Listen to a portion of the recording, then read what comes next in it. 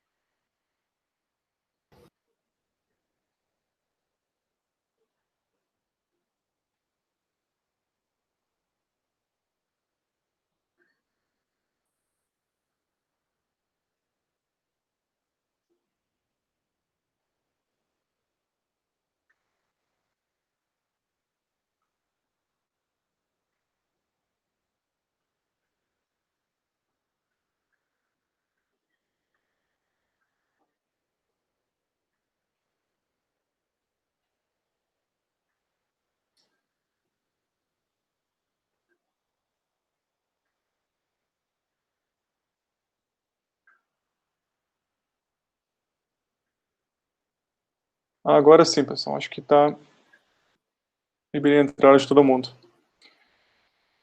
Pessoal, boa noite, então, a todos e a todas, bem-vindos aí. Nós vamos retomar a nossa aula virtual e tratando desse tema hoje, então, dos autores contemporâneos em sociologia da educação. E, então, algo importante que eu venho falando para vocês, que essa disciplina, né, de Sociologia da Educação, essa temática, ela é extremamente fundamental para, né, qualquer a licenciatura, e no nosso caso especialmente, porque quando surge a Sociologia, né, as ciências sociais como objeto de estudo científico, é, esse objeto, ele nasce, né, ou a história dele tem muito a ver com o nascimento também da Sociologia da Educação, né? Então, o Durkheim, que foi considerado um dos fundadores da sociologia, ele também é, digamos assim, o autor fundador da sociologia da educação. E para nós é muito mais especial essa disciplina pelo fato de nós sermos, né, das ciências sociais, da sociologia, e dessa forma também nós temos mais condições, não é, de entender em profundidade a grande contribuição que essa disciplina pode trazer para o estudo do fenômeno educacional. Né? Então, por tudo isso, essa disciplina ela é fundamental, né? Não tem outra palavra para dizer o quanto ela é relevante do ponto de vista teórico, para compreender o fenômeno educacional, mas também do ponto de vista prático, não é? Para a vida, para o cotidiano do professor que está em sala de aula e que se depara a todo momento com fenômenos como a violência escolar, ou como a evasão escolar ligada à renda dos estudantes, ou à etnia, ou à classe social, enfim. Não é? Como entender isso sem entender a educação como um fenômeno social mais amplo e que se relaciona também com os demais fenômenos sociais. Então é isso a ideia que a gente vai fazer hoje, mas olhando, sobretudo, do ponto de vista dos autores contemporâneos, né? Que isso é algo para nós extremamente importante. Então, embora a disciplina de Sociologia da Educação ela tenha nascido e aí há quase 120, 130 anos, né? Talvez um pouco mais, um pouco menos, ela se transformou muito ao longo desse período, né? Se a gente passar assim do Durkheim e pelos autores considerados como autores reprodutivistas, até o que nós temos hoje, houve um grande avanço, inclusive a gente pode dizer, né? Houve um grande avanço em termos de complexificação, quer do entendimento do que seria esse fenômeno educacional, quer também no desenvolvimento de novos conceitos, o aprofundamento de outros e até a crítica também a teorias que existiam. E então, mesmo depois, né, a gente pensando assim, autores como Parsons, né, que era um estrutural funcionalista, mas que já avançou bastante em relação ao Durkheim, por exemplo, quando ele retoma autores como Pareto, como Veblen, né, e também autores ligados ao direito, enfim, economia, e pensa aquela grande teoria dos sistemas que marcou, não é, sobretudo a sociologia mundial, inclusive, durante os anos 60, 70, né, o pós-guerra. Mas, então, depois disso, né, nós temos também outras vertentes que se desenvolveram. Tivemos a vertente ligada à escola de Frankfurt, né, a teoria crítica, que começa lá com Adorno, com Horkheimer, que depois ela vai ter um desenvolvimento que vem por autores como Habermas, não é? E, mais recentemente, como o Axel Honneth, né, que é o autor do reconhecimento social, né? E que é um autor muito relevante. Também temos uma outra vertente, ou se a gente quiser pensar numa outra linhagem que correu também por aí, muito importante, que é a que deriva dos estudos marxistas, né? E aí a gente tem que pensar também no Gramsci, né? A gente tem que pensar no Pulanza, também no Althusser, né? O Althusser que tem aquela obra sobre aparelhos ideológicos de Estado, e que analisou também a educação. E depois dele, né, a gente vai ter também vários autores, né, inclusive brasileiros, eu já comentei alguns com vocês, o Paulo Freire, né, que beberam muito nessa linhagem mais crítica, não é? Tanto na sua origem marxista, quanto também na origem da teoria crítica, né, de Frankfurt. Mas, assim, se a gente pensasse num grande autor, não é, que deu uma reviravolta na sociologia da educação contemporânea, pessoal, né, aí, sem sombra de dúvida, né, nós iríamos lá para o Pierre Bourdieu, né, e aí, curioso, né, que viveu na França, ele era argelino, né, mas viveu a maior parte na França, então considerado um autor francês. E é muito interessante, né, assim, quem não conhece o Bourdieu, vale muito a pena lê-lo, né, eu acho que em outras disciplinas vocês com certeza vão passar, pessoal, pelo Bourdieu, tá certo? E o Bourdieu com certeza vai encantar vocês, né, pela leitura. Ele tem uma reflexão muito interessante, ele tem um livro chamado O Ofício de Sociólogo, que é muito importante para quem também pensa, né, investir na carreira de bacharelado, né, também na questão da pesquisa. É um livro assim fundamental para a gente ler. Mas o Bourdieu, por que ele se insere aqui, pessoal, né? Bom, ele é um autor renomado, um autor extremamente importante, mas o Bourdieu ele vai se debruçar sobre a sociologia da educação num momento no qual havia, digamos assim, um consenso mundial em torno das teorias do desenvolvimento, né? Então, que entendiam, e sobretudo das teorias do capital humano, né? E aí, quem estudou economia vai se lembrar disso, né? Autores importantes do capital humano, que faziam uma relação direta entre educação e crescimento econômico, né, entre educação, o nível educacional e renda, enfim, não é? E também autores que acabavam, né, sem criticar, assumindo o princípio, perdão, da meritocracia, né? E então o Bourdieu ele vai, nesse momento que ele vai se debruçar sobre o fenômeno educacional, e o Bourdieu vai também se debruçar, não é sobre qualquer sistema, é sobre o sistema educacional francês, que, como a gente fala, né, sabe, é um sistema importantíssimo, porque foi o primeiro, digamos assim, grande experimento moderno, no qual instituiu-se ensino público, gratuito, né, laico e obrigatório, né? E então que é algo assim que foi paradigmático para o Ocidente, para a modernidade, foi esse processo. Então não é pouca coisa o Bourdieu querer escrever sobre o sistema francês e, além disso, fazer uma crítica radical a esse sistema francês, né? Inclusive o sistema era utilizado como modelo por vários países do mundo, não é, como por sua excelência, enfim, por tudo que ele tinha de méritos. E então o Bourdieu e outros autores, não é, vão se debruçar, pessoal, sobre esse sistema francês, né, que, digamos assim, seria o sistema, um dos mais avançados do mundo, um dos mais meritocráticos do mundo, não é? E o Bourdieu, então, vai analisar esse sistema, vai conduzir surveys, né, uma série de pesquisas, e vai chegar à seguinte conclusão, que esse sistema, ele não apenas não está digamos assim, favorecendo, não é, o crescimento econômico, o desenvolvimento, a gente poderia dizer, de forma mais ampla, como ele está perpetuando as desigualdades que existem na sociedade francesa, né? Então, pensem bem, gente, e isso naquela época foi uma crítica, sim, né, uma crítica muito forte ao sistema francês, né, que se imaginava igualitário, né, lembrem do lema da Revolução Francesa, se imaginava igualitário, fraterno, enfim, né, e o Bourdieu disse, não, olha, infelizmente os dados empíricos não mostram isso, né, os dados empíricos mostram que a origem social dos estudantes é determinante, né, dizendo de outra forma, ou seja, o sistema francês ele não consegue neutralizar, né, a influência da origem social. E ao fazer isso, pessoal, o Bourdieu também ele lança toda uma teoria, não é, extremamente importante, relevante. Ele vai cunhar aí conceitos, né, que são fundamentais.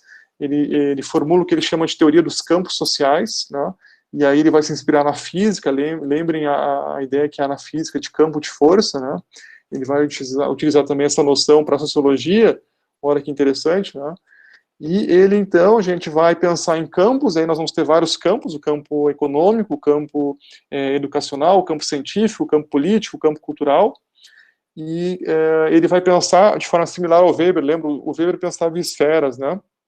Que se autonomizavam. E o Bourdieu pensa em campos que têm um desenvolvimento progressivo, e cada um desses campos também desenvolve o que ele chama de capital. O que seria o capital? Seria justamente, não é, a essência desse campo. Né? Então teríamos no campo político o capital político, no campo educacional o capital educacional cultural, no campo cultural o capital cultural, né, e teríamos também outros tipos de capital que a gente vai ver logo mais à frente. Tá? E então é isso que o Bourdieu vai primeiro, né, formular essa hipótese, essa tese, não é? E vai sustentar essa tese com muitos estudos empíricos. Né? Então ele é um autor riquíssimo também porque ele conseguia trabalhar com o empírico e com o teórico, que é um desafio, né, gente? Tá? É um desafio, ou era para aquela sociologia daquela época. Hoje, né, quem faz mestrado e doutorado tem que conseguir mobilizar, tanto teórico quanto empírico, e no empírico o qualitativo e o quantitativo, né? Mas para aquele momento, né, quando ele propõe essa abordagem, realmente foi algo assim inovador, e ele vem com essa tese radical, gente, sobre o sistema educacional francês. E o que ele mostra, então, de interessante? Né? Ele vai mostrar que esse sistema educacional, ele acabava reproduzindo o quê? Reproduzindo essa estrutura social, ou seja, essa estrutura de capitais que os indivíduos herdavam, não eram os seus pais, enfim, herdavam do grupo social do qual pertenciam, né? E então o que o Bourdieu mostra é que inclusive o sucesso, por exemplo, que se dá depois, né, quando o aluno ele é egresso do sistema educacional, ele não se explicava tanto pela trajetória do estudante durante o tempo de estudo, mas sim pela origem social dele. Né? Então, assim, isso é algo muito interessante, algo que vai aí colocar em xeque também a questão da meritocracia nesse sentido, tá, pessoal? Nesse sentido de que ela funcionaria de forma, assim, universal, né? E que o sistema educacional colocaria, então, todos em par de igualdade para competir por empregos, por competir, né, por ter uma renda, enfim. Né? Então, o Bourdieu ele vai questionar isso fortemente. E então, pessoal, o Bourdieu vai desenvolver esse conceito de capital simbólico também, que é extremamente importante, não é? E vai mostrar que as diferentes classes sociais, elas, né, nesse processo de luta, e aí vejam, né, uma influência aí também marxista, né, que Bourdieu vai ter. Ele entende, né, essa relação entre os campos e entre os agentes, né, como também uma relação conflitiva, conflituosa, e ele vai, então, pensar isso em termos de capital, né? E vai mostrar como que esses diferentes grupos, né, esses agentes, eles competem dentro dos grupos para estabelecer qual que seria o capital mais legítimo, o capital mais importante, não é? E dessa forma também ali garantir a reprodução do seu grupo social, né? E então é algo assim muito interessante que a gente, claro, né, que no Brasil isso é muito claro para nós, né, pessoal? Tá? Acho que ninguém aqui, né, pelo menos pelo que a gente tem lido, tem estudado, né, ninguém se engana que o sistema educacional brasileiro é um dos mais desiguais do mundo, né? Que é muito difícil, a gente sabe, né, um estudante que vier de uma classe, né, popular, ele primeiro chegar, não é, até um percurso por grandes escolas ou por universidades renomadas, né, e mesmo que ele consiga, a chance que ele tem depois de se inserir, não é, num bom emprego, enfim, numa boa área, né, e competir com estudantes que vêm de um grupo social com maior capital é muito pequena, né, gente? Algo interessante que o Bourdieu percebeu, pessoal, que estava acontecendo na França, né, e isso é algo que no Brasil está acontecendo, né? Ele percebe um processo, gente, de inflação de diplomas, né? E o que ele vai perceber, né? A desigualdade é um processo progressivo, né? E ela vai se alterando. Então, é um pouco a noção que hoje a gente tem no senso comum, né? Se a gente conversa com alguém mais velho, ele vai dizer, não, Leandro, olha, quando eu era jovem, né, tu ter o ensino médio, né, o ensino fundamental, naquela época era o segundo ano, né? O primeiro e o segundo ano já era um grande diferencial, né? E, bom, depois de um tempo, quem tinha ensino técnico, né, ou tinha começado o ensino superior já era um diferencial. Depois de certo tempo, quem tinha o ensino superior era o diferencial, mas hoje, né, e na França e países europeus há muito tempo, gente, ter o ensino superior acaba sendo não um diferencial, mas uma condição mínima, né, para a gente poder concorrer a melhores condições de remuneração, né? Então, no Brasil, por exemplo, hoje você só consegue competir pelos 20% dos empregos com melhor remuneração se você tem curso superior, né? Mas isso, vejam, né, é uma condição, não é garantia, né? O fato de eu ter curso superior não garante que eu vou ter acesso, né, a esses 20% dos empregos mais bem remunerados. Então isso é algo muito interessante que o Bourdieu também ele descobriu, pessoal, né, com bastante antecedência, enfim, ele apontou que estava ocorrendo, né, e isso colocou ainda mais lenha na fogueira, né, porque ele mostrou, olha, o sistema ele não é meritocrático, né, ele não é igualitário. Além disso, né, o que isso implica? Além disso, nós estamos formando pessoas que não vão atuar em postos de trabalho qualificados, a gente pode dizer, né? Então, aí, bom, se cria um problema muito grande, né? E aí, se a gente pensa no Brasil, depois no final eu vou falar do Brasil, de pesquisas, enfim, no Brasil hoje nós temos aí, por exemplo, estudos têm mostrado que desde 2009, pessoal, desde 2009, não é? Só cresce o percentual de pessoas empregadas num cargo, numa função que requer menor qualificação do que elas detêm, né? Então, isso é bastante preocupante, é dramático, né, também para os indivíduos e para os países. Para o indivíduo, porque muitas vezes ele recebe, inclusive, uma remuneração menor do que ele, né, seria compatível com a formação dele, e para o país, porque isso significa que o país não está criando postos de trabalho qualificados, e com isso a inovação ela perde, não é, a educação perde o seu poder de contribuir com a inovação do país, né? Então, isso, gente, é dramático, porque também isso tem implicações na economia, no desenvolvimento nacional, enfim, no crescimento da renda, não é? Porque a gente não gera empregos qualificados. E então, pessoal, o Bourdieu, não é? Ele tem passagens assim muito interessantes, né? Ele vai então discutir essa questão de como que se dá esse processo, inclusive, de imposição do capital cultural, não é? E ele vai dizer que esse capital, então, ele existe sob 3 formas: no estado incorporado, né, sob formas de disposições duráveis do organismo; no estado objetivado, sob a forma de bens culturais, quadros, livros, instrumentos, dicionários e máquinas; e no estado institucionalizado, consolidando-se em títulos e certificados escolares, né? Então, pessoal, assim, olha, como é que a gente pode pensar isso, né? Vamos ver assim, ó, vamos pensar um pouco no nosso caso, né? Quem de vocês cresceu numa casa onde tinha muitos livros disponíveis? Tá? Se algum de vocês cresceu numa casa assim, já teve muita sorte, pessoal, desde saída, né? E se além disso vocês eram instigados a ler, né, ou se alguém lia para vocês, bom, já era também, né, um diferencial enorme, né? E mesmo hoje, se a gente pensar, muitas casas, né, de brasileiros não têm livros, né? Claro que hoje a questão dos livros também a gente tem que relativizar um pouco, porque tem o acesso à informação, né, pelos meios digitais, virtuais. Mas também isso não significa que a pessoa esteja lendo, né?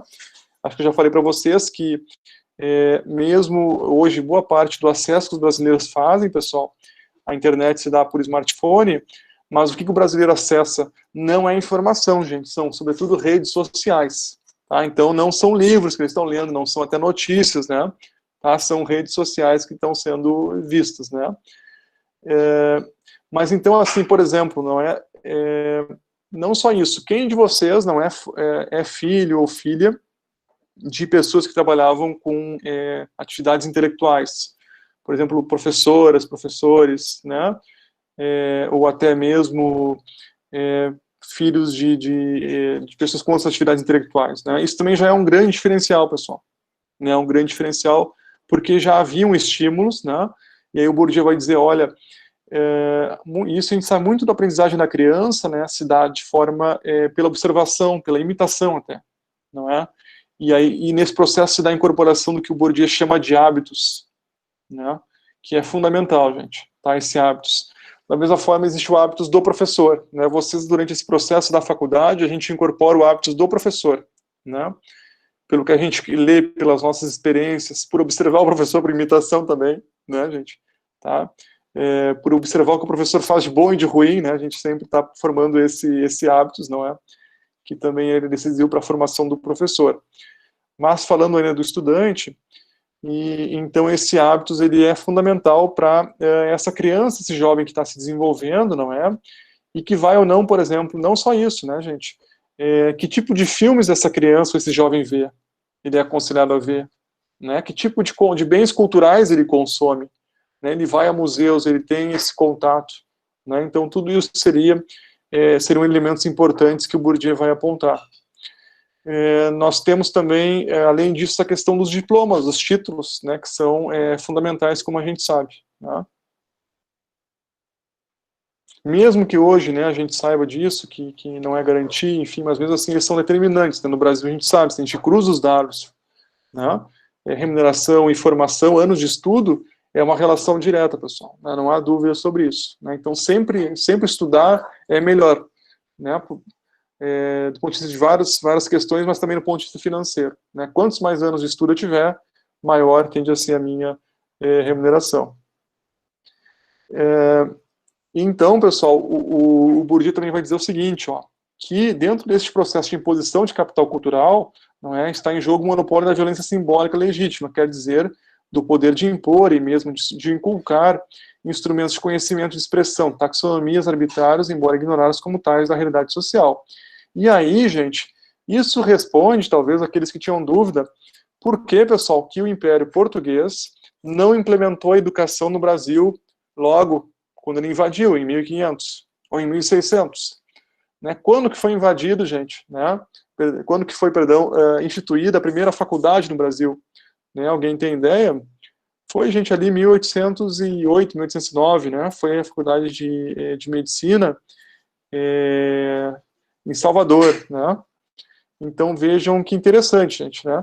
E por que isso aconteceu? Por causa do Napoleão, né? De novo, né? A gente lembra que a França invade, né? A França invade Portugal, gente, né? E lembra que os ingleses tinham dito que iam proteger, né? Que iam proteger Portugal, que Portugal não precisava se preocupar com os franceses, né? Tá? Que nada, pessoal, né? Quando os portugueses viram os franceses estavam chegando, né, gente? E a família real fugiu, né, para o Brasil, né? Correndo, tá? E aí os ingleses, né? Enfim, né?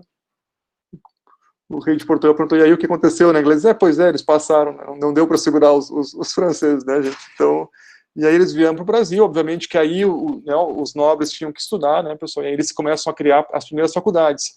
Mas as escolas no Brasil, gente, elas foram muito mais tardias, se a gente pensar, né?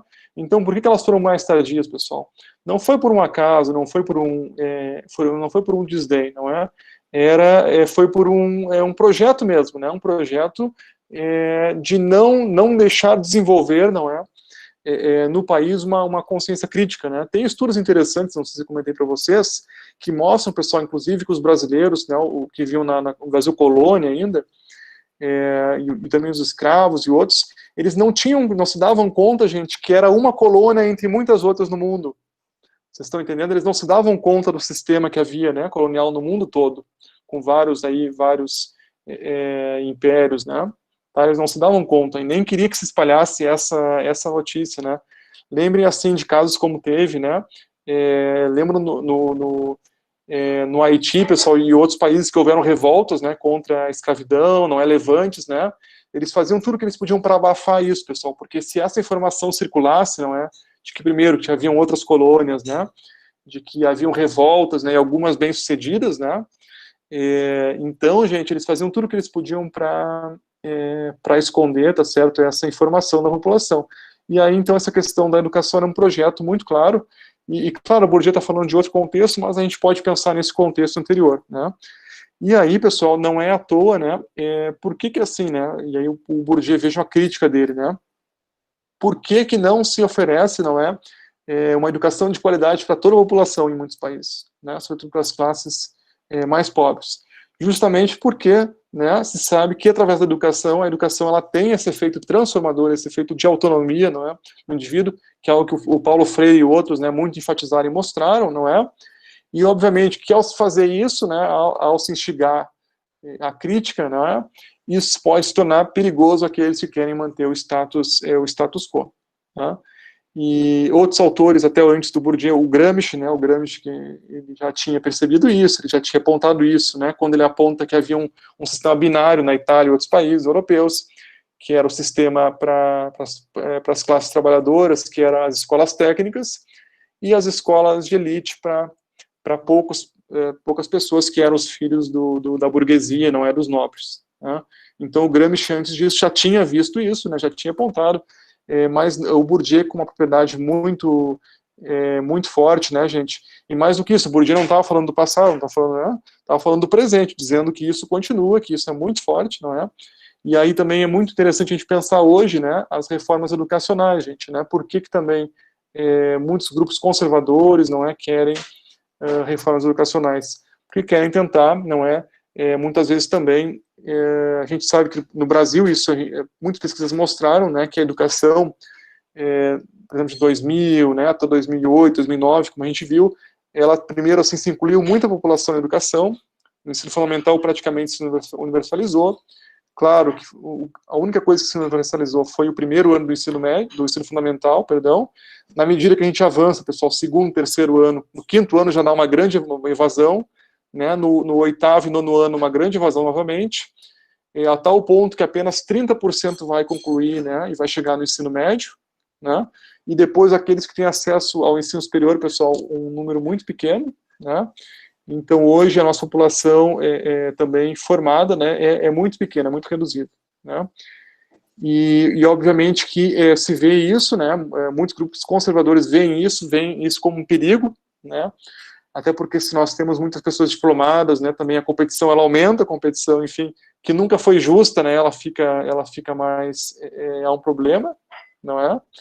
E muitos desses grupos vão agir, inclusive, para tentar digamos assim, não é reformar esse sistema e também assim para impedir, não é que tente se fizeram agora a dificuldade em se aprovar, pessoal, o Fundeb, não é? O Fundeb que financia toda a educação básica, não é? E por pouco ele não foi aprovado, gente, né? Ele foi aprovado no limite, se ele não fosse aprovado naquela data, né, já haveria problemas de financiamento, né? E nós temos, pessoal, um plano nacional de educação com metas, né, que já estão atrasadas, muito atrasadas, né, quer de acesso, quer de permanência, tá, quer de sucesso escolar, quer de percentual investido, né. E isso é muito grave, pessoal, porque o gestor que não cumpre o plano nacional, ele está incorrendo, né, é grave, muito grave, né. Inclusive, ele deve ser acionado judicialmente, né, tá, que não, o gestor que não cumpre as metas, né, por exemplo, de acesso e frequência escolar, né. E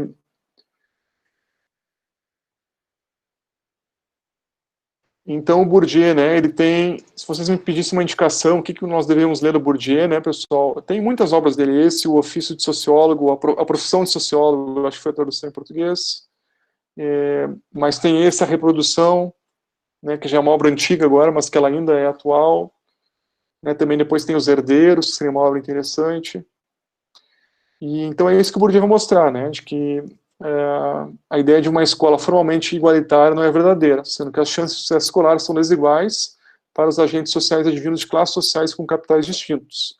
Assim, o aluno proveniente de classe dominante terá uma relação de naturalidade e desenvoltura com as disciplinas, enquanto o aluno proveniente de uma classe de capital cultural terá uma relação tensa e trabalhosa, com exigências de grande esforço. Vamos imaginar assim, pessoal, né? Não sei quem de vocês teve aula de artes, né, durante o... Espero que todos, né? Mas vamos imaginar assim, né? A professora de artes começa a mostrar, pessoal, quadros famosos, né? Picasso, Rodin e outros, né? E aí, lá pelas tantas, né, um aluno lembra, não, professora, esse quadro eu vi, como assim? Não, eu vi no museu, na França, né? Bom, aí esse quadro é impressionista, esse quadro, né, começa já, é barroco, né, começa toda a discussão, né, gente? Como é que nós vamos ter uma competição aí justa, né? Tá, é bastante difícil, né? E então o que o Bourdieu vai mostrar, pessoal, é que esse campo, que ele chama de campo educacional, né, ele seria fortemente subsumido ao campo econômico. Então, constituindo assim, primeiro um campo de conservação, reprodução e legitimação das relações de força do último, né? Então, neste sentido, os meios de aquisição e de produção de capital cultural estariam fortemente condicionados ao grau de acumulado de capital econômico e cultural dos agentes sociais. E aí, pessoal, vejam que é curioso, né? Porque na França, então, teve um impacto, assim, muito, primeiro, né, um impacto, gerou, enfim, um certo escândalo, se a gente pensar, né? E no Brasil também ele gera um escândalo, porque é muito curioso, até foi o Luiz Antônio Cunha, vocês devem conhecer certamente, ele faz uma resenha sobre essa obra, Reprodução, e vai acusar o Bourdieu de reprodutivista, né? E é muito interessante. E aí é curioso, né? O Bourdieu, nesse primeiro momento, ele foi lido, pessoal, como um reprodutivista, entendo isso como alguém que não era crítico. Né? É muito curioso hoje a gente pensar isso, o que aconteceu, né? Mas o que aconteceu, gente? Obviamente que esses autores, como Cunha, né, como Freire e outros, estavam advogando o quê? Com base no Karl Mannheim, com base no Dewey, né, e outros autores do Gramsci, que a educação era transformadora, que ela inovava, que ela não é. Então, se vem um autor dizendo que a educação não faz nada disso, que ela só reproduz, bom, como é que a gente vai, né? Mas a verdade é, pessoal, que esses autores, o Paulo Freire, né, o Cunha e outros, eles estão muito mais também no âmbito normativo, né, no campo da pedagogia, do que num campo analítico, como o Bourdieu no campo da sociologia da educação. Estão entendendo? E, felizmente, depois, nas próximas décadas, o Bourdieu vai ser novamente lido, pessoal, né, com um outro olhar, né, e vai se tornar grande referência, assim, do ponto de vista de autores da sociologia da educação, analíticos, não é? Críticos. Tá? Então, é algo interessante, né? É o contexto, né? É o contexto que vai um pouco, assim, determinar essa primeira abordagem sobre Bourdieu. E aí, pessoal, nesse campo também de autores, assim, contemporâneos da sociologia da educação, que vale a pena a gente mencionar, não é? Também tem outros autores, né, que a gente pode falar um pouquinho para vocês. Nós temos autores também da teoria do currículo, que vão ser bastante críticos, não é? A gente tem o Enguita, né, que é um autor importante, vai trabalhar o conceito de currículo oculto. Né?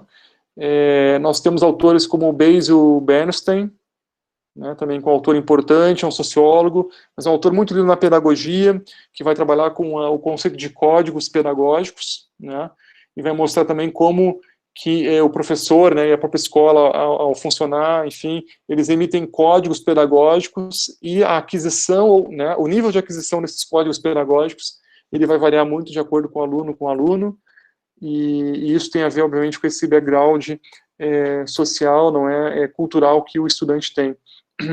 Nós temos, pessoal, também aí autores norte-americanos, temos autores britânicos, nós temos o Michael Apple, né? O Apple é um autor muito importante, vocês com certeza devem conhecê-lo, ele veio já muitas vezes à URGS, ele foi também contemplado com o título de professor emérito da URGS, acho que há 1 ano atrás, 2 anos atrás, eu consegui assisti-lo, foi muito bonito essa homenagem que fizeram ao Michael Apple.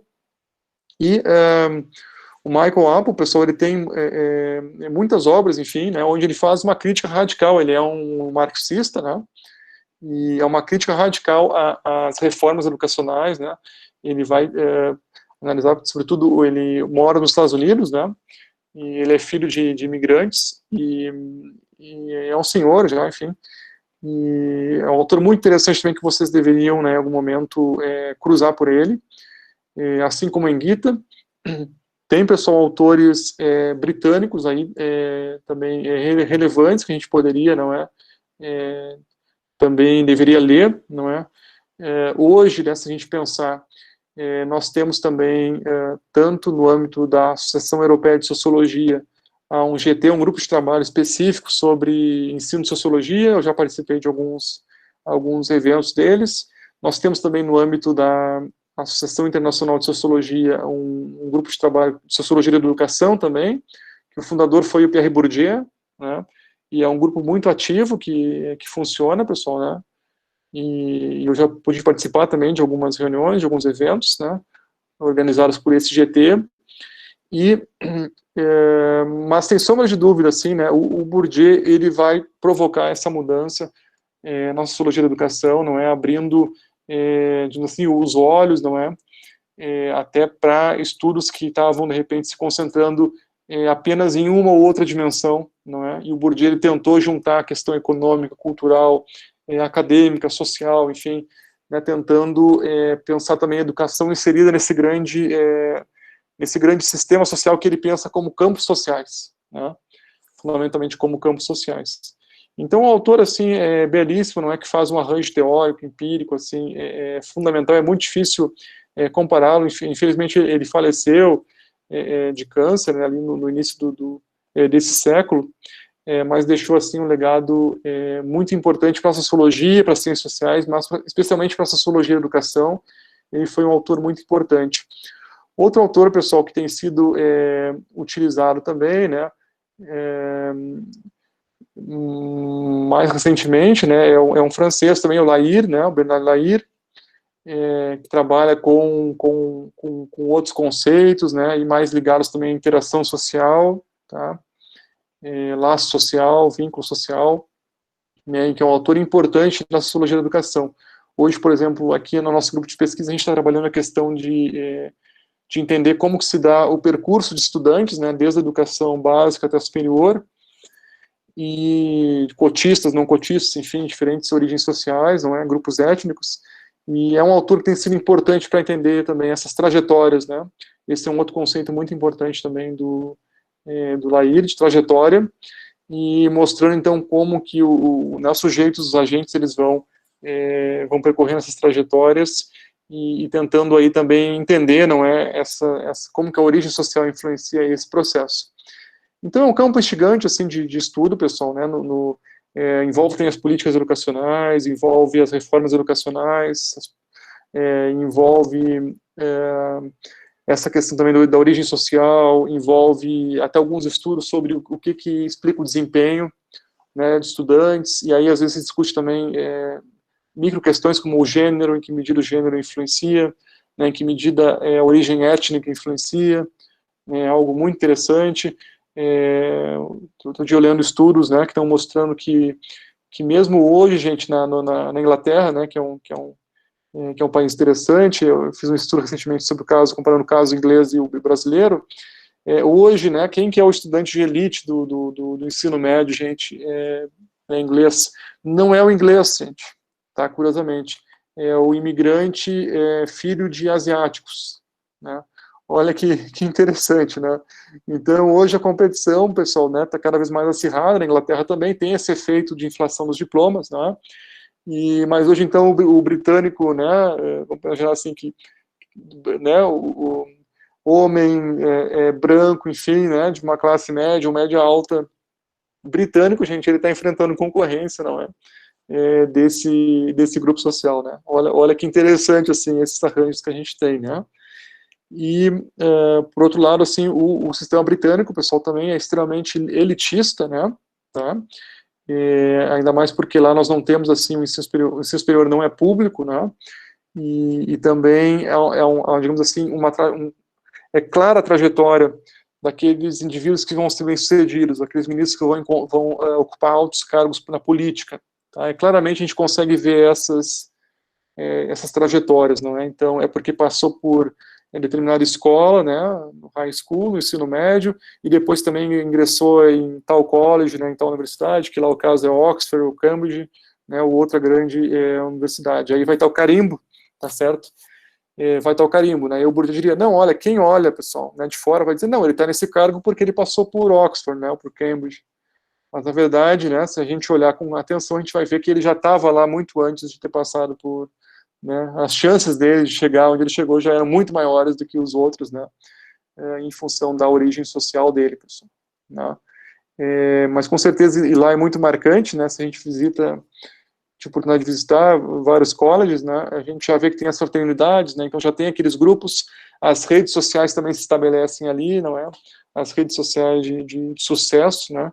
Então alguém também que não vem nesses grupos, né, dificilmente vai conseguir se integrar a essas redes sociais, e isso vai acabar condicionando, né, não só o desempenho acadêmico, mas também depois a inserção no mercado de trabalho ou a ascensão também a outros grupos de trabalho.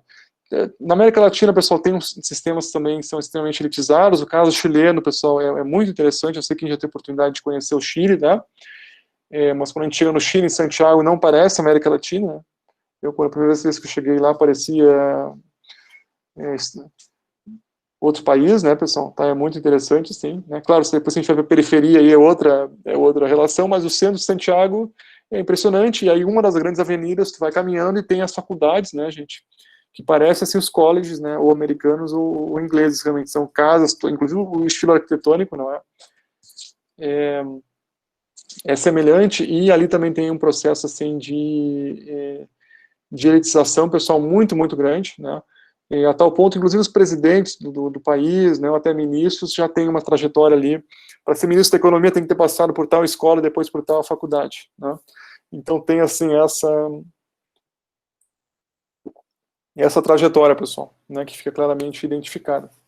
Então, gente, assim, em síntese, né, a gente pode dizer que é um campo muito amplo de estudos que se abre, né, um campo, assim, quando a gente também inicia por ele, a gente vai se apaixonando, porque tem muito a ver com o Brasil, né, com o nosso cotidiano.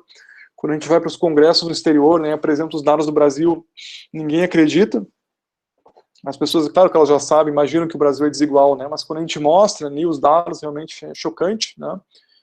E quando a gente olha os dados, compara o sucesso escolar, população negra e não negra, né, é chocante realmente. Né, se a gente olha gênero também, e é muito difícil, pessoal, né, no Brasil, sobretudo para mulheres, né, negras, né, que nascem em classes populares, terem sucesso acadêmico, né, e depois profissional, realmente é um fenômeno, assim, né, espetacular, gente, né, porque mesmo essas mulheres, né, negras, enfim, de classes populares, elas conseguem ter a formação e elas chegam a cargos altos, gente, o que acontece? A remuneração delas é sempre mais baixa, pessoal, na média, né, é sempre mais baixa do que mulheres brancas, é sempre mais baixa, né, do que homens brancos. Né, mesmo elas tendo a mesma formação, mesmo elas tendo os mesmos títulos, né, e tudo mais. Né. E, então, como explicar isso, né, gente? São elementos que também transcendem o sistema educacional. E isso é importante que o Bourdieu e outros autores mostram, gente, que a educação ela também tem limites, né, nesse potencial transformador. Né. Ela tem esses limites que são esses limites sociais. Né. E até mesmo assim, porque veio se uma sociedade, pessoal, e isso Durkheim nos ensinou, né? Se uma sociedade ela não tem como seu valor essencial a democracia, a fraternidade, a igualdade, não é? Ela não vai reproduzir isso na educação, entendem? E obviamente que aí a gente, né, que é professor que está no sistema educacional, e a gente que, inclusive no nosso caso no Brasil, né, a Constituição, pessoal, ela nos manda, né, a Constituição nos manda que nós temos que enfrentar a desigualdade, né? Os brasileiros são iguais, eles têm direito à educação de qualidade, gratuita, não é dever do Estado. E ela diz claramente que o Estado brasileiro, né, ele tem que combater a desigualdade, né? Ou seja, todo mundo que é professor, né, também como, né, tem que combater a desigualdade. Bom, mas e como a gente faz quando nós temos uma, né, uma sociedade ou grupos sociais mesmo, né, que advogam que, né, que a sociedade, que a desigualdade é algo natural, que ela não deveria ser combatida, tá? Então também é um desafio que a gente enfrenta no nosso dia a dia, e muitas vezes se dá, pessoal, no nosso cotidiano escolar, quando a gente vê um estudante que nós demos a mesma aula, certo? Mesmo conteúdo, mesmo material, mas tem um estudante que não consegue entender, pessoal, né, que ele não consegue avançar, que ele não... E a gente olha, por que isso? Né? A gente vai ver muitas vezes, a explicação ela está no fator social, gente, né? Que pode estar, gente, misturado ou subsumido num fator, a princípio seria cognitivo, mas não é cognitivo, gente. Né? Nós sabemos, se a criança não tiver alimentação correta, pessoal, ela não vai ter um desenvolvimento cerebral correto, né? Aí depois isso vai ser diagnosticado como, né, alguma deficiência, mas a origem não é essa, entendendo? A origem é uma questão social ao instituto, tá? Bom, e o que a gente faz enquanto professor, pessoal? Né? Porque a gente pode dizer, não, olha, eu dei a minha aula, né? A prova é que o João, a Maria entenderam, né? Se o Gilberto aqui, né? Vamos pegar algum de vocês aqui, gente. Vamos escolher alguém aqui lateralmente, ó. Se o Fernando não entendeu, né? A culpa é do Fernando, gente, não é culpa minha. Tá? Muitos professores podem e fazem isso, gente, infelizmente, né? Mas o professor tem que, né? O Pedro Demo, ele diz isso. Olha, o bom professor, o que é o bom professor, pessoal? O bom professor é aquele que se preocupa que o aluno aprendeu, né?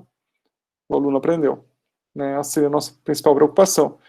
Né? E aí, então, buscar outras formas, gente. Então, bom, eu vou recomendar para esse aluno outra leitura em casa, adicional, né? Vou fazer um grupo de estudo, vou fazer, tá? Aí, claro, né, gente, mas o que nós fazemos quando a gente tem muitos alunos, né? Leandro, eu tenho 1000 alunos. O que eu faço, né? Eu tenho 600 alunos, Leandro. Eu nem me lembro dos nomes, né? É isso. É um problema, né, pessoal? O que o Freire falava de educação bancária, né? Vocês estão entendendo, pessoal? Uma sociedade que permite que um professor tenha que assumir sozinho 600 alunos é uma sociedade, pessoal, que não quer de fato educar. Tá, gente? Sem sombra de dúvida. Não há dúvida sobre isso. Tá? E obviamente, não há como, pessoal, né? O professor não tem como fazer milagre. Né? Isso é algo complicado. Eu me lembro, gente, que em alguns momentos, eu tive 16 turmas de sociologia, né? Do ensino médio. Aí 16 turmas de sociologia me davam, mais ou menos, 30 alunos, né? Então, olha, gente, era muito aluno, né? Infelizmente, eu não conseguia me lembrar do nome deles, né? Tanto que no momento, a gente fez um carômetro, né? Quem não sabe, pessoal, carômetro é uma fotinho, né, do aluno, tá, pessoal? E tinha que usar, né? Porque senão era uma coisa terrível. E é por isso, gente, que a chamada é sempre obrigatória, tá, pessoal? Que a gente vai gravando o nome dos alunos também, dos estudantes, né? Além da presença, tem essa função também, né, gente? Que ninguém gosta de ser chamado fulano, né, enfim, mas sim pelo nome, né, tem direito, né, nem pelo apelido, né, enfim, é pelo nome. Então, vejam, pessoal, são fenômenos que a gente vê no nosso cotidiano, né, e se a gente não tem essa preparação, né, essa reflexão anterior que a sociologia da educação nos propicia, isso compromete, pessoal, tá? E muito a nossa capacidade de ação enquanto professor, e isso pode gerar muito sofrimento para a gente também, né? Porque a gente pode dizer, não estou dando uma boa aula, não estou... Às vezes não é, pessoal, o professor, né? Às vezes é o contexto social no qual ele está, né? O grupo de estudante, né? Realmente são questões mais amplas, tá?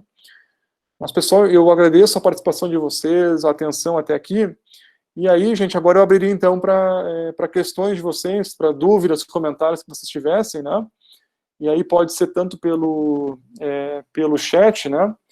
E também pelo fórum, né, que está aberto. Pelo fórum não, pelo chat, perdão, ou pelo microfone que está aberto. E aí, gente, com isso, então, eu espero que vocês tenham, né, se interessado um pouco mais por essa disciplina, também por essa temática, não é? E por buscar esses estudos que são tão interessantes, gente. Tá? São dados aí empíricos, né, que a gente levanta, que a gente olha, né, que nos chamam muita atenção, assim, e que às vezes, assim, nos pegam desprevenidos, porque a gente acha que a coisa estava indo numa direção, não é? E agora mesmo a pandemia, né, o Fernando tá postando, né, Fernando, que com certeza, gente, né, se a gente pensar no IDEB, que é um indicador, né, o IDEB vai ter piora, pessoal. Estou imaginando, né? Mas é muito provável que vai ter piora, né? E outros indicadores educacionais também, né? E talvez seja uma piora permanente, Fernando. Não sei quanto tempo, né, pessoal, para reverter.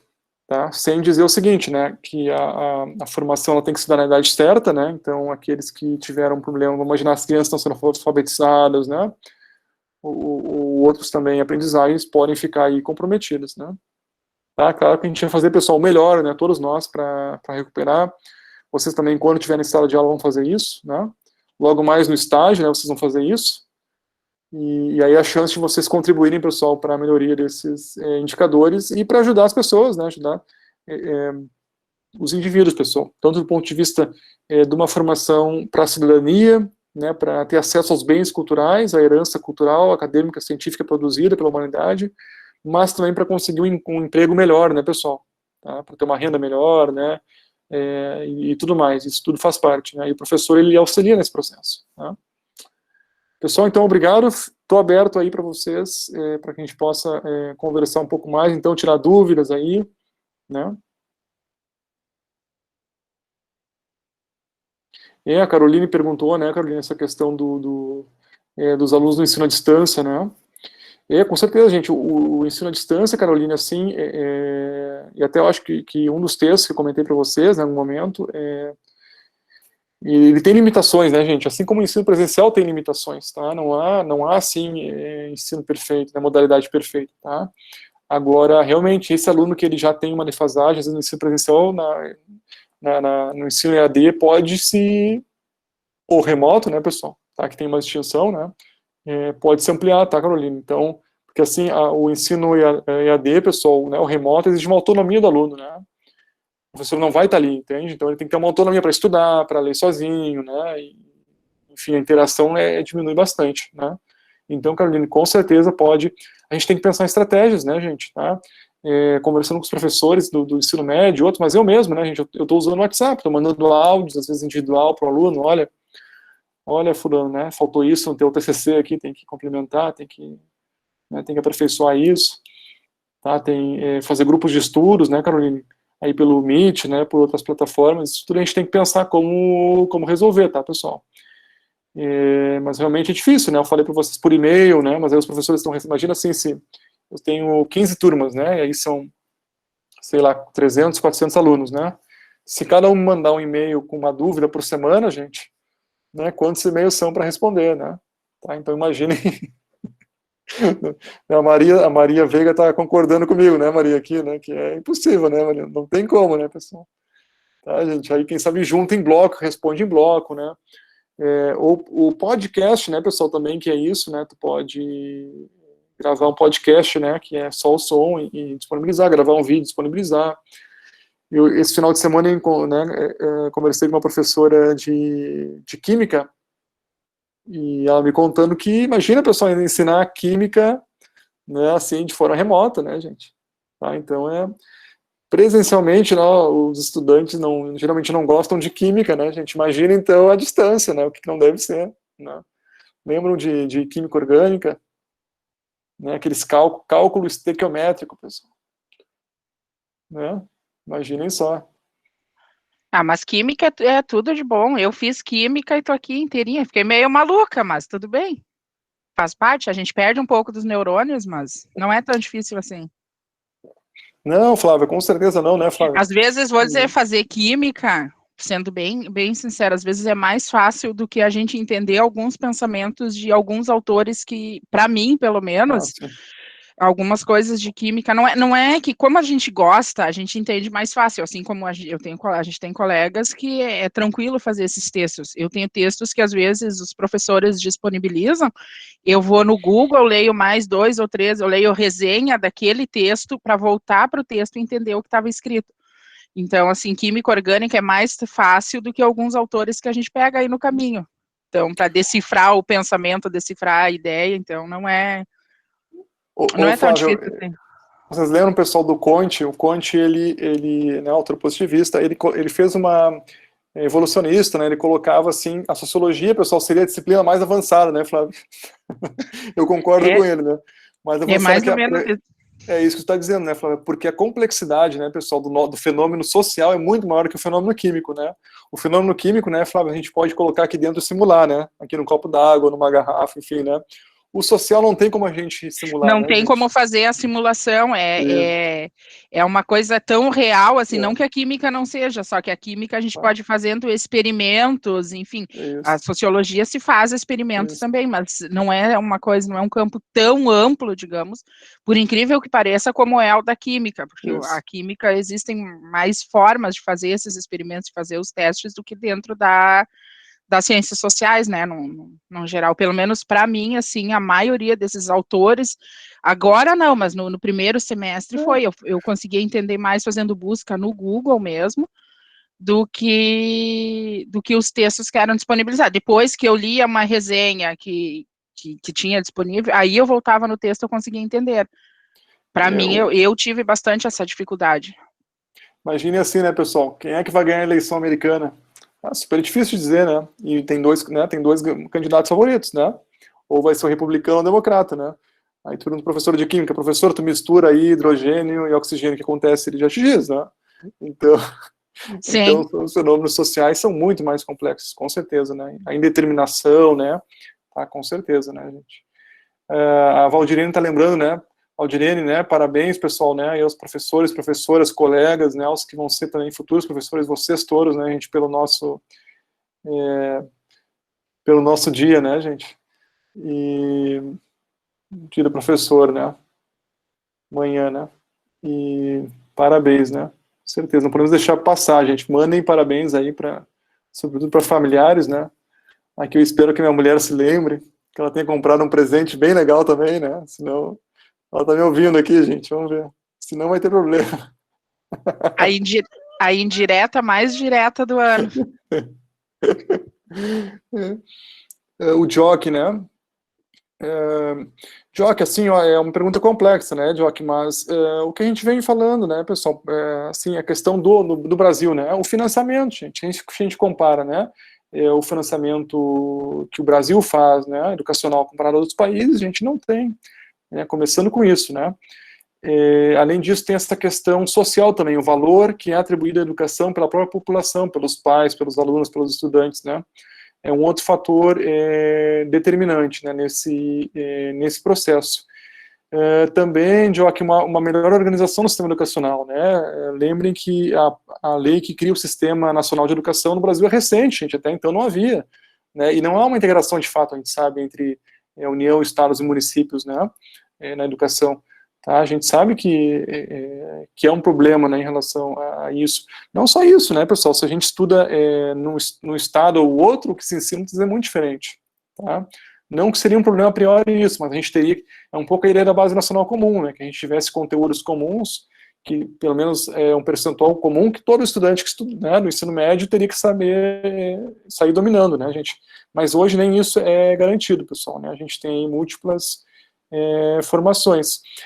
A formação de qualidade dos professores, né, Joque, isso aqui, só lecionar essa disciplina quem é licenciado, vocês sabem que tem problemas, por exemplo, professor de sociologia, né, em torno de 20% apenas licenciado que leciona, filosofia problemática, mesmo língua portuguesa, pessoal, chega a 80%, 20% que leciona, né, não é formado em língua portuguesa, né, também, Joque, uma carreira atrativa para professores, né, e o que quer dizer isso? Que tu entre ganhando bem, mas que além disso, né, ao longo do tempo, pessoal, tu tem uma ascensão, né, porque vejam bem, a carreira de professor, pessoal, não é como outras, tem que ser entendida como uma profissão, não é uma ocupação. Por quê? Não tem, pessoal, como eu ser professor durante 10 anos, depois, durante 10 anos, não sei e voltar a ser. Por quê, gente?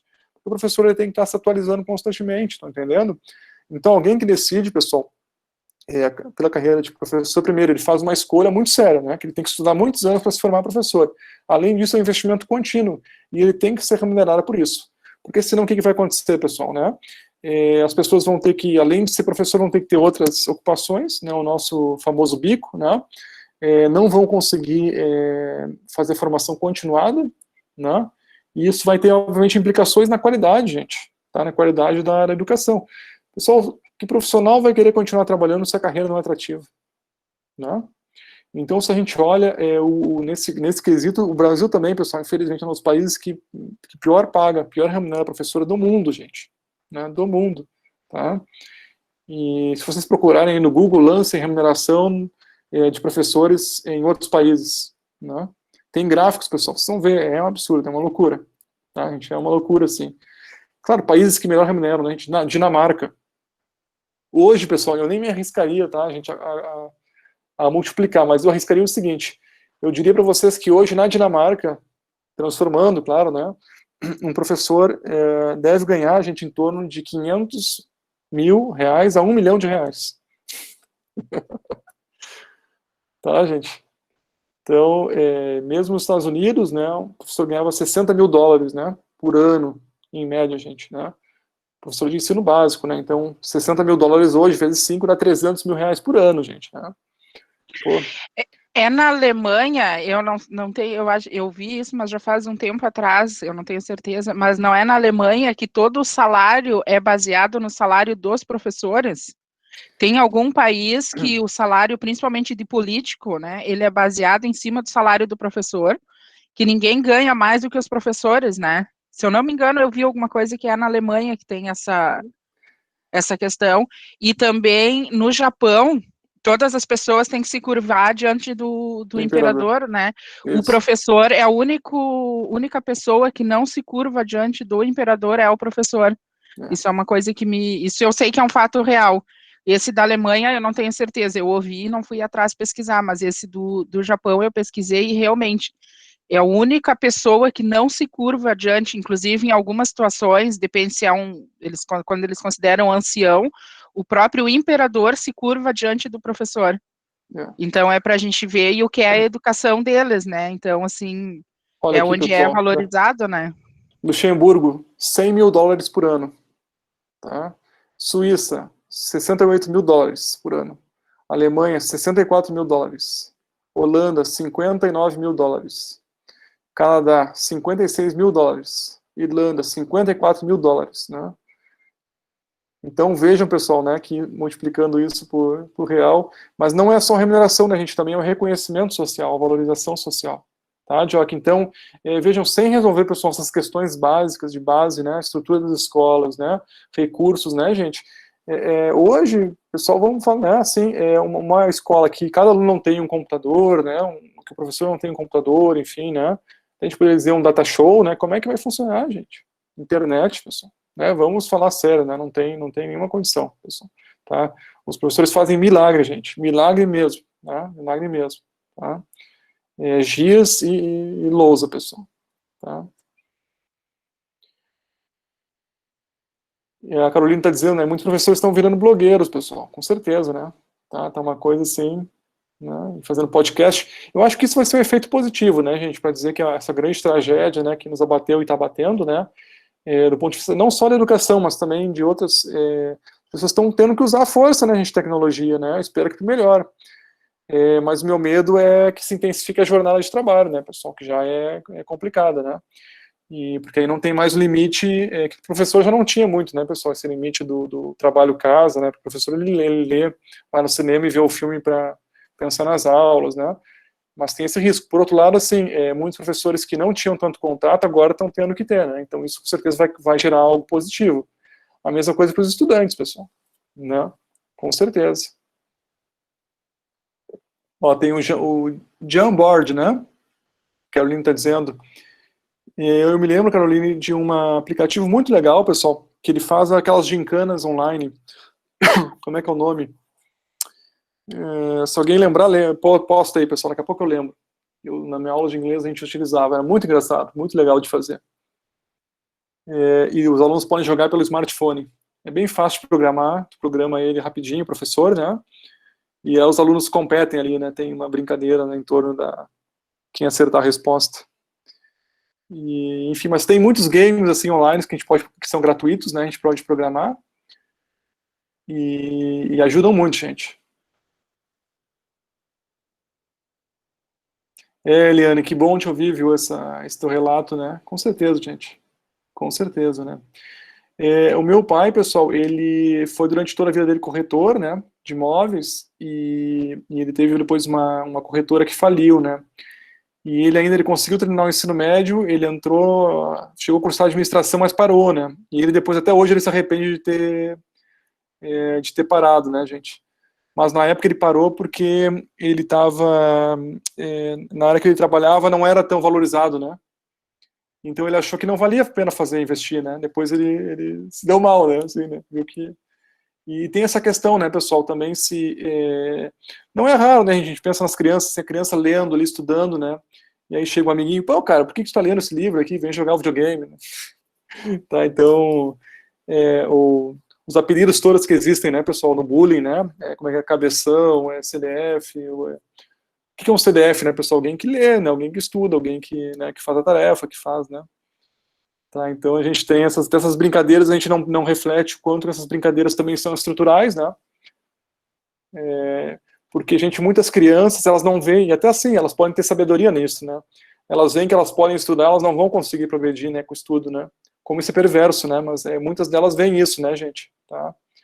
E muitas vezes a gente tem que convencer, pessoal, tem que dizer, não, tu tem que estudar, tu tem que estudar. Ah, professor, mas meu pai não estudou, então... Não, mas tu tem que estudar porque aí a gente tem que explicar, olha, não é só pela questão do dinheiro, não é pela questão do emprego, é porque a gente sabe, pessoal, né, pela questão do acesso ao conhecimento, aos bens culturais, não é informação, tá? Hoje, pessoal, vocês estão vendo a pandemia, né? Quem entende, pessoal, o que é um vírus e como ele funciona, a fake news não funciona com ele, gente, não tem essa, né? A pessoa sabe que não tem como matar o corona, né, pessoal? O vírus não é vivo, pessoal, não tem como matar o vírus, né? Não tem essa de limão, né? Aquelas histórias assim bizarras, tá? A pessoa que estudou não sabe que não, né? Embora tenha uns que estudaram e acham que pode, né, pessoal? Mas... Deixando claro, pessoal, que não funciona, tá, gente? Não funciona, né? O que funciona como um vírus, né? A gente tem que impedir que ele entre no teu organismo. Como é que tu impede? Ficando em casa o máximo tempo que tu pode, né? Tendo contato que vem da rua, né? Se tu tiver que sair, né? Sair com atenção, não colocar as mãos, né? Não contaminar, usar máscara, né? Para tentar. O que a máscara faz? A máscara, que as pessoas não entendem, né, pessoal? Por que a máscara tem que ter 3 camadas, né? Ou mais, né? Tem que ser.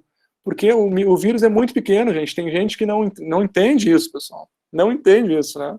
Por que tem que lavar a máscara toda vez, né? Tá? Então é assim, algo interessante, né? E tem gente que põe a máscara, pessoal, e fica passando a mão na máscara, né? Ajeitando a máscara e mexe no... A gente fica nervoso, até porque olha o cara no mercado, ele toca no produto e ajeita a máscara, né, pessoal? Aí, né?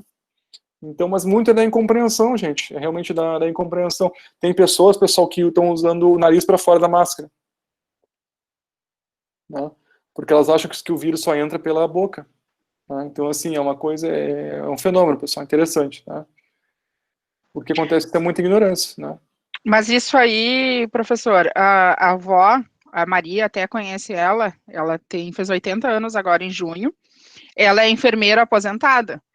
E rolou aquelas fake news do a Maria, rolou as fake news de tomar chimarrão porque matava o vírus, do chá quente que mata o vírus, que se ela deixar a janela, ela mora em Porto Alegre, ali na Felipe Camarão, muito próximo ao HPS, se o vírus entra pela janela dela, então assim, ela tem medo que o vírus vai entrar pela janela, que o chimarrão ia matar o vírus, que o chá quente ia matar o vírus, que certas comidas poderiam matar o vírus. Então, assim, ela é enfermeira, ela é uma profissional da área da saúde, ela trabalhou com isso a vida toda, mas ela viu isso aí, ela recebeu um WhatsApp, tem essa questão, uma pessoa que não é acostumada com tecnologia, Sim. que não tem essa questão de saber o que é uma fake news, tem a questão política para ela, assim, porque tudo que ela é anti-Bolsonaro até o fim. O que o Bolsonaro, se o Bolsonaro disser A e alguém disser B, vai ser B e ela não vai atrás procurar.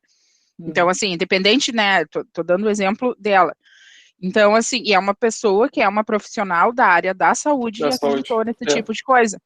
Então, assim, não é somente quem não tem um entendimento. Tem muita gente, eu e o Maurício, nós temos os compadres que são da igreja, e eles, porque o pastor falou que tinha que tomar uma determinada, não sei o que lá, com alho, porque daí o alho ia matar o vírus, eles estavam fazendo um chá, sei lá, alguma coisa com alho, porque Flávia, o alho ia matar o vírus. Ô Flávia, isso o Weber diria que é a dominação carismática, né? Sim, Então, é um mas processo interessante, né? Então, assim, a gente vê que não é, às vezes a gente acha que é só pessoas que não têm um conhecimento, que É, não tiveram uma oportunidade de é, estudar, e não são pessoas que têm, por exemplo, a avó é por não ter um entendimento, sim, ela é muito assim, sim, o que ela ouve na TV é aquilo e é aquilo. pronto, É. ela não assiste, saindo um pouco disso aí do vírus, se tem um ator, por exemplo, que ela gosta, o ator faz um papel de malvado na novela, ela não assiste porque aquele ator está fazendo um papel de malvado, então, assim, ela é muito cética naquilo que ela vê a primeira vez, ela não muda de ideia. Então, assim... Em Flávia, isso eu me lembrei agora de toda a reflexão, gente, na sociologia sobre a indústria cultural, né? Então, se essas pessoas tivessem tido, né, um bom professor de sociologia, uma boa professora de sociologia, pessoal, né, talvez a chance, né, de poder fazer essa crítica fosse maior, né? Tá? Com certeza. Ou não, né, pessoal? Lá tem isso também, né? É algo que a gente tem que estudar, pessoal. Né? É algo que a gente tem que estudar, né? O Mike está dizendo, né? Essa questão de que o professor não se torna professor em função da ilusão de enriquecer. Ah, pessoal, isso aí é certo, né? Quem achou que fazendo curso aqui ia ficar rico, olha, não. Né, não. Pode ser, gente, pode ser. Né, mas não é a tendência, né? Não é a tendência, né? E é que é apaixonante, né, pessoal? A verdade é essa, né? A gente, como a gente se envolve muito, e são muitos anos de estudo, a gente vai criando também grupos, né? Porque o pessoal não tem outra forma, né? No Brasil, com essas condições que a gente tem também de trabalho, né? A gente se engaja, né? E uma vez eu trabalhei num lugar que era muito ruim, muito precária a situação, né? Até para chegar lá, e lá também as condições não eram. O que me manteve lá, eu fiquei acho que 3 anos lá, gente, lecionando, era o grupo de professores. A gente era amigo, a gente ia junto, né? Pegava carona, entende? Foi isso que me manteve lá, gente, porque se fosse, né, por outras coisas, não. E claro, né, e também a questão dos estudantes que nos motivavam, né, que a gente, né, tinha aquela alegria de ver, né, que era importante, né. Eu já falei para vocês, né, gente, a maior recompensa que a gente tem é essa alegria dos estudantes, né, ver que o estudante aprendeu, que o estudante está avançando, né. E eles, no ensino médio, é engraçado que a gente vê eles crescendo fisicamente, né, gente. Os meninos chegam ali baixinhos, as meninas então dão um salto, né. E aí, quando tu vê, tu vai num evento e ele está apresentando um trabalho, ou ela, né? Então, assim, algo que tu fica... Esse é o maior, assim, reconhecimento que a gente tem, né? Mas, com certeza, a remuneração justa, pessoal, né? Justa, e nem é eu nem diria, não é ganhar muito, não, é justo, pessoal, né? Nós estamos muito longe disso, tá?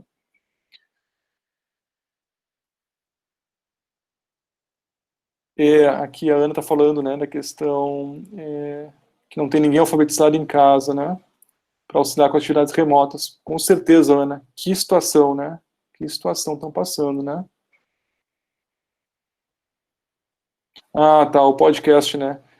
Ana, mas o podcast é uma possibilidade, né? A gente até ouviu que o Google ele tem uma plataforma só de podcasts, né? Tá, mas o podcast ele é um pouco rádio, né? Só que ele é gravado, né? Ele é gravado. E aí quem quiser fazer um cadastro, pessoal, naquele site da BBC, né? Da BBC, no smartphone, na internet, eles têm muitos podcasts interessantíssimos sobre física, sobre química, Flávia. Tu vai gostar, tu deve conhecer. E sobre ciências sociais, né? E é muito legal, gente, de ouvir. E tem alguns tem em português também, né? Mas isso é muito interessante. O bom é que assim que o podcast, pessoal, para o aluno que não tem uma boa conexão de internet, né? Para quem não consegue ver YouTube, talvez, ou quem não consegue, né? Ele pode funcionar melhor, né? Ó, o Fernando está dizendo que na área dele tem bastante negacionista. Pá, Fernando, aí é um problema, né? É um problema. É o seguinte, né? O advogado ele sempre pode formar uma tese, né? Se ele conseguir defender, né, Fernando, aí foi, né? Que horror, né, pessoal? Mas é isso, né? Então, é isso. A Caroline, né? A questão das fake news, isso aí. Né, Carolina, porque às vezes também a linguagem como é feito, né, pessoal, e lembrem, não sei se eu comentei com vocês já, mas o próprio YouTube, né, ele foi acusado disso, ele tá respondendo, ele incentiva isso, gente, porque na medida que eu procuro, por exemplo, vídeos sobre a Terra é plana, né, eu coloco ali, ele vai me levando cada vez a mais vídeos, né, e aí assim também é curioso que, vejam bem, pessoal, a Terra não é plana, isso está provado muitas vezes, né. Se alguém tem dúvida aqui, sinto muito em dizer, pessoal, não é plana, né? Tá? E então, gente, mas como é que pode, né, uma rede social estar postando algo que não é verdade, né? E além disso, está postando coisas que são graves. E o mais grave, pessoal, tem muitos desses vídeos que eles têm anúncios, né? Inclusive de empresas teoricamente sérias, né? Isso que é o mais enigmático, né, gente? Como é que pode isso acontecer, né? E o pior, pessoal, que na medida que tu vê um vídeo... Eu vi um vídeo de Terra plana, quais são as sugestões que vão começar a aparecer para mim? Terra plana 2, Terra plana 4, Terra plana 5. Né? E depois o Big Bang não existiu, né? E aí vai, né? O Darwin mentiu. E aí vai, né, gente? Átomos não existem. E aí vai toda... Tá, pessoal? Então, não tô brincando, mas não é brincadeira, né, gente? É muito grave. Né? É muito grave, isso é muito sério, né? Vejam nas eleições, né, o efeito que está tendo, mentiras sobre os candidatos, né? Que estão ocorrendo, né, e tudo mais. Isso, né, Fernando? Mostrou, com certeza, gente. Isso aí nós já sabíamos, né? A gente sabia que a capacidade de leitura do brasileiro, né? E não só brasileiro, pessoal, do americano, do britânico, né? Do francês, é terrível, gente, né? A gente não sabe ler um texto de forma crítica, ver de onde está vindo a emissão, né? Quais são os símbolos envolvidos, quais são as intenções, né? Que estão ocultas ali por trás. A gente não consegue, pessoal. Né? Se tu não consegue fazer isso, tu não tem condições, né, gente, de fazer uma leitura, né, de se apropriar daquele conhecimento e de conseguir reagir de forma adequada, né. Isso é no mundo todo, Fernando, infelizmente, pessoal. Tá? Não é só não é só no Brasil. A gente fala mais do Brasil porque a gente está aqui, no Brasil é mais dramático, com certeza, mas não é só aqui, né.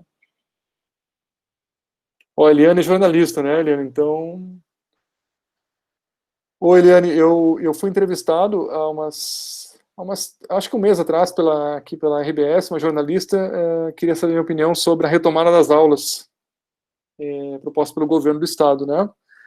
E aí eu comecei a puxar para ela, olha, né, se a gente for olhar os relatórios, as pesquisas estão nos mostrando que há muito risco, né, que tem risco de contaminação, enfim, aí começamos a conversar, né? E ela lá pelas tantas, né, disse, olha, professor, não, inclusive a gente aqui está muito cansado porque a gente publica as coisas, publica as informações, né? E essas matérias não são curtidas, né? Então a população olha mais, né, as outras coisas do que realmente o que é, né? E enfim, né, a gente, inclusive, aqueles jornais que estão mostrando mais, né, sobre a pandemia, mas também sobre outros assuntos, assim, que são críticos, né? As pessoas deixam de acessar, pessoal, é curioso, né? É curioso, tá? Mas aí se posta uma besteira lá, pelo menos eu acho besteira, né, pessoal? A vida de alguém, né? Tá? O corte de cabelo de alguém, né? Aí os cliques explodem, né? Algo curioso, né? Tem um autor, pessoal, um filósofo, né? Escreveu um livro chamado O Império do Grotesco. O Império do Grotesco, vale a pena ler, que é essa análise das mídias e das redes, né? O Dilema das Redes, né? Eu não vi esse documentário, Pauline, né? O pessoal está comentando aí que vale a pena assistir, né? O próprio o Facebook, eu acho que ficou indignado, né? Com esse documentário, né? O Aliano está dizendo que é bom, pessoal, então vale a pena assistir, vamos assistir. É assim, pessoal, os Estados Unidos é uma loucura, né, gente? Eu vi agora também em Londres, né, passeatas de pessoas negando, né, e protestando contra as medidas sanitárias, né, então são... Aí os alemães agora também, na Alemanha houve um Berlim, um protesto sim, agora teve um protesto de senhoras, até onde eu vi, que estavam indicando aquele dedo do pessoal do meio para os negacionistas, né. Então quando a alemã senhora sai na rua de máscara, né, para protestar contra os negacionistas, é porque a coisa realmente está feia e complicada, né. Mas assim, professor, essa questão do negacionismo, a gente viu, quem mora aqui na praia, a gente viu esse final de semana, a praia estava lotada como se fosse verão. A gente sai, dá sempre uma volta de carro, né? Meu filho é grupo de risco, então a gente tem muito cuidado com relação a isso. Mas a gente saiu, dar uma volta de carro, a ponte para ir para Imbé, tava que parecia verão, isso no sábado, final da tarde. E domingo, segunda, a mesma coisa, tudo lotado. E a gente vê pelas redes sociais da gente, muita gente indo para Santa Catarina, vindo aqui para o nosso litoral, indo para a Serra, como se não houvesse mais pandemia. Claro, que tem, no meu entendimento, muito essa questão das liberações das bandeiras foi em questão política, não tem como dizer que não, essas liberações foi pelas eleições, Então, assim, não está tendo o cuidado que deveria ter. Eu acredito que os números não são reais, eu acredito que os números são maiores do que estão divulgando no momento, está sendo igual como foi no começo, divulgavam menos do que era agora. Eu acredito que também, por essa questão política, os números estão sendo menores, tanto de morte, de casos confirmados, internações, enfim. Até porque a gente não tem como ir atrás para confirmar, não tem como ter essa certeza, né?